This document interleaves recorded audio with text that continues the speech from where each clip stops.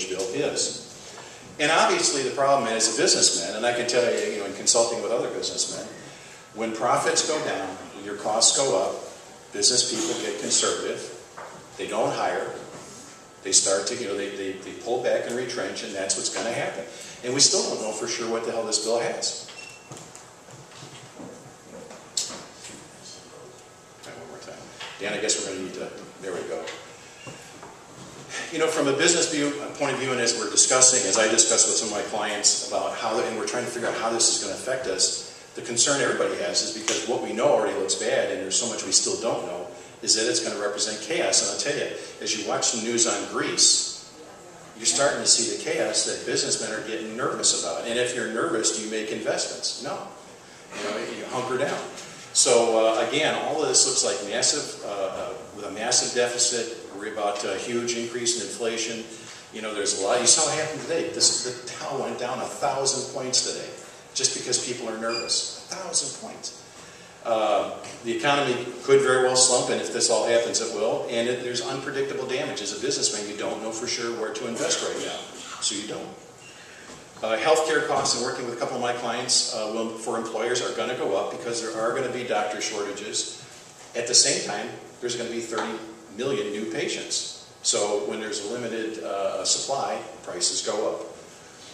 And also, and this is an ugly one, but one of the things I worry about, because I think this is all part of the plan, for a businessman who looks, if he looks only at money, it is cheaper for a business person to drop the health care coverage of his employees and take the tax penalty than pay the costs. And I know one of my clients is spending about $10,000 per employee versus the penalty. I think it's $1,700 or something like that, whatever it is. Don't hold me to that, forget.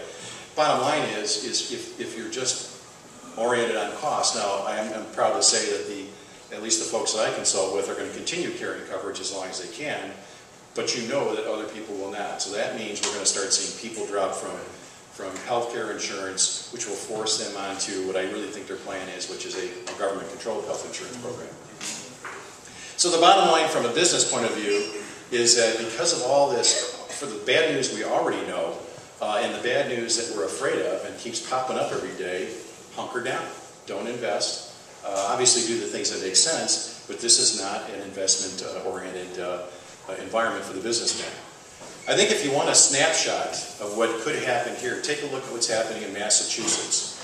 And basically, Massachusetts has had Obamacare now for about, I think it's 4 years, something like that.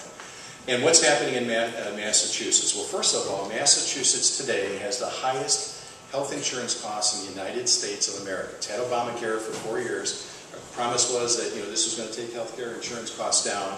Well, not in Massachusetts. They're most expensive in the United States. The state of Massachusetts is going bankrupt, and one of the major reasons is because of health care. Insurance companies in Massachusetts asked for an increase, and they didn't get it because it's controlled by the governor. Of course, they like to blame all the insurance companies as being this profit-oriented bad guys. Well, here's the deal. All of the insurance companies in Massachusetts are not for profit, but they can't go broke. So they have basically, when this all happened, announced that they were not going to take any new customers. Now, I think there was recently a court decision, so I'm not sure where that all plays out. But here you have not-for-profit insurance companies who couldn't take any more customers because healthcare costs were totally out of control with Obamacare that's been in place for 4 years. This is not a good prognosis. So again, as I said, Massachusetts could be a sneak peek at what Obamacare could be if we allow it to happen. Well, that begs the question, doesn't it? What should we do? Oops, you back me up one. Sorry. Well, it gets back to the headline, and that is we need to repeal Obamacare and we need to replace it. Let's remember what Americans want. And, I don't know if you watch Rasmussen, I do. What Americans want is this. Most Americans, 80%, want to keep their current health care. They like it. They do want to help reduce healthcare costs, and that's legitimate. And there are ways to drive down healthcare costs with competition. Yes, and there needs to be some addressing of preconditions, and there is insurance abuse, that's true. So you need to do that with reasonable reforms, not crazy ones. And yes, we do have to find reasonable ways to help support those with insurance that can't afford it, and there's reasonable ways to do that as well. And 58% of the Americans want to repeal Obamacare, so the majority want it out. So the bottom line is then, what do? Well, we give Americans what they want.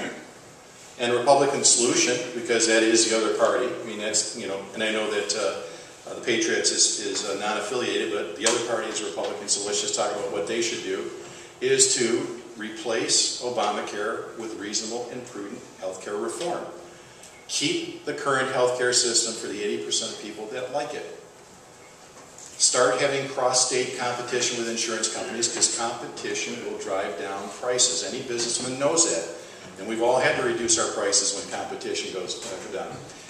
Get going on tort reform. Every state that has put in place tort reform has seen a reduction in the insurance costs and has seen an increase of doctors coming to their states.